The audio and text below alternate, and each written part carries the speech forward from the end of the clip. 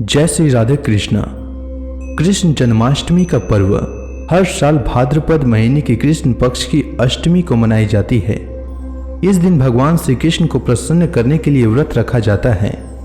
जो भी भक्तगण जन्माष्टमी का व्रत रखते हैं और जन्माष्टमी व्रत कथा का श्रवण करते हैं, उन्हें वर्ष भर में पड़ने वाली समस्त व्रतों का पुण्य फल प्राप्त हो जाता है।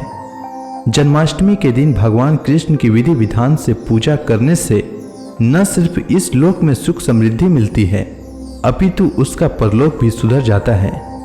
जन्माष्टमी के दिन व्रत रखने से मनुष्य के सभी पाप नष्ट हो जाते हैं और कष्ट दूर हो जाते हैं। श्रीमद् भागवत गीता में भगवान ने स्वयं अपने मुख से कहा है कि जो भी उनके शरण में आ जाए वे उसके हर पाप को हर लेते हैं। इसमें कुछ भी संशय नहीं है। आज के इस वीडियो में मैं आपको जन्माष्टमी के दिन किस तरह से पूजा करें जिससे सालों भर भगवान का प्रेम और आशीर्वाद हमें मिलता रहे, उसके विषय में बताऊंगा। तो सबसे पहले पूजा आरंभ करने से पहले अपने आप को गंगा जल से शुद्ध करें। उसके बाद सबसे पहले एक लकड़ी की चौकी लें, फिर उसे गंगा जल से शुद्ध करें। उसके ऊपर लाल या पीले रंग का कपड़ा बिछाएं, फिर उसे भी गंगा जल से शुद्ध करें। उसके बाद भगवान लड्डू गोपाल जी का आवाहन करें और उनके मूर्ति को स्थान दें। साथ ही बगल में एक खीरा भी रख लें। उसके बाद चौकी के दाहिने तरफ चावल से अष्टकमल बनाएं। उस पर कलश स्थापना के लिए एक कलश लें। कलश के गले में मौली धागा अवश्य बांध लें और स्वास्तिक भी बना लें। उसके बाद कलश की स्थापना करें।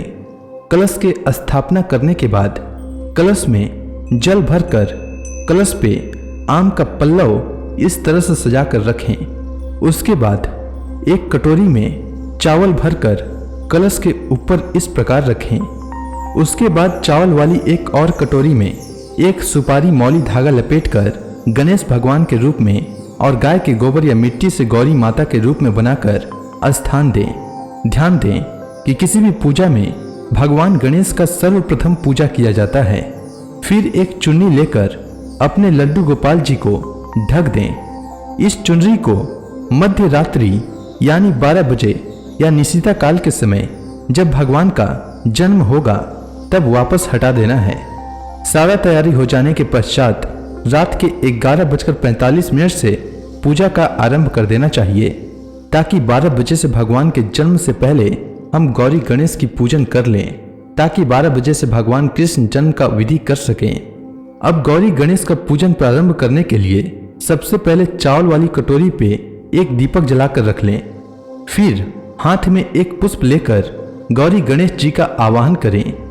आवाहन इस प्रकार करें: हे माता गौरी और भगवान गणेश, आज जन्माष्टमी व्रत के लिए मैं आपका आवाहन करते हुए यह आशीर्वाद भी मांगता हूँ या मांगती हूँ कि आज मैं जन्माष्टमी व्रत कर रहा हूँ या कर रही हूँ, इसे निर्विघ्न संपन्न कराने के लिए कृपा प्रदान करें। इसके बाद माता गौरी और भगवान गणेश को 5 बार आम के पल्लव या कुश से जल अर्पित करें। उसके बाद वस्त्र या मौली धागा अर्पित करें। फिर भगवान गणेश को जनेऊ अर्पित करें। उसके बाद हल्दी, चंदन, रोली, कुमकुम अर्पित करें। उसके बाद दुर्वा अर्पित करें, क्योंकि दुर्वा भगवान गणेश को काफी प्रिय है। उसके बाद धूप अगरबत्ती दिखाएं और फिर प्रसाद चढ़ाएं। भगवान गणेश को लड्डू बहुत पसंद है, हो सके तो लड्डू अवश्य चढ़ाएं।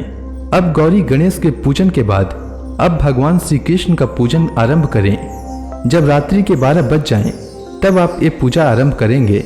इस पूजा को प्रारंभ करते समय एक सिक्का लें और खीरे को काटें। उसके बाद भगवान के ऊपर से चुनरी हटा लें। चुनरी हटाने के बाद एक थाल में लड्डू गोपाल को इस प्रकार रखें और सबसे पहले भगवान को जल से अभिषेक करें। उसके बाद भगवान को गाय के दूध से अभिषेक करें, क्योंकि कृष्ण भगवान को गाय बहुत प्यारी है, इसीलिए गाय के दूध से ही अभिषेक करें। दूध से स्नान कराते समय दुग्धम स्नानम समर्पयामि यह अवश्य बोलना चाहिए। उसके बाद दही से इस प्रकार बोलते हुए स्नान कराएं: दधिम स्नानम समर्पयामि। फिर शहद से शहद स्नानम समर्पयामि बोलते हुए स्नान कराएं। फिर गुड़ वाले पानी से शर्करा स्नानम समर्पयामि बोलते हुए स्नान कराएं। फिर पंचामृत से पंचामृत स्नानम समर्पयामि बोलते हुए भगवान को स्नान कराएं। सभी तरह का अभिषेक करने के बाद फिर जल से भगवान को स्नान कराएं। उसके पश्चात शुद्ध कपड़े से पोंछकर उन्हें साफ वस्त्र पहनाएं। फिर उन्हें आसन पर विराजमान कराएं। उसके पश्चात हल्दी कुमकुम लगाएं। उसके बाद तुलसी दल अर्पित करें। क्योंकि भगवान श्री कृष्ण को तुलसी बहुत प्रिय है, इसलिए उन्हें तुलसी दल अवश्य अर्पित करें। उसके बाद पुष्प अर्पित करें। पुष्प अर्पित करने के बाद उन्हें धूप दिखाएं। इसके लिए आप धूप बत्ती का इस्तेमाल करें। फिर भगवान को भोग लगाएं।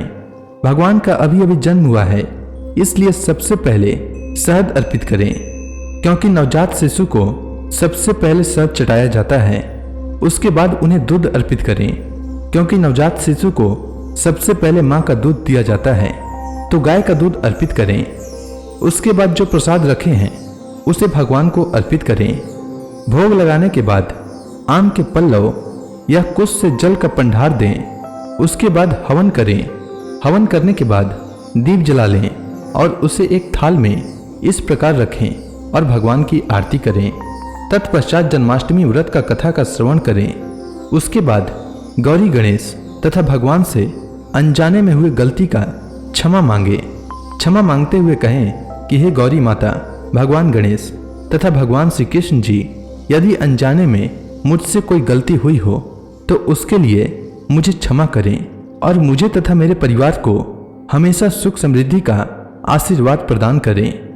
उसके बाद माता गौरी तथा भगवान गणेश को यह कहते हुए विदा करें कि हे माता गौरी तथा गणेश भगवान, आप जहाँ से आए हैं आप अपने धाम को पधारें तथा हमारे परिवार पर सदा अपनी कृपा दृष्टि बनाए रखें। उसके बाद दीपक बुझ जाने के बाद पूजा के सारे सामान को एक पात्र में रख लें और दूसरे सुबह ब्राह्मण को दान करें तथा जो चीज अनुपयोगी हो उसे नदी में विसर्जित कर दें और लड्डू गोपाल जी को अपने घर के मंदिर में रोज उनकी सेवा करें और उनका पूजन करें। तो इस प्रकार जन्माष्टमी के दिन भगवान श्री कृष्ण का पूजन करने से सालों भर सुख समृद्धि प्राप्त होते रहती है और कभी भी किसी प्रकार की कोई कष्ट नहीं आती है। उम्मीद है आपको जन्माष्टमी से जुड़ी यह पूजा विधि पसंद आई होगी। धन्यवाद।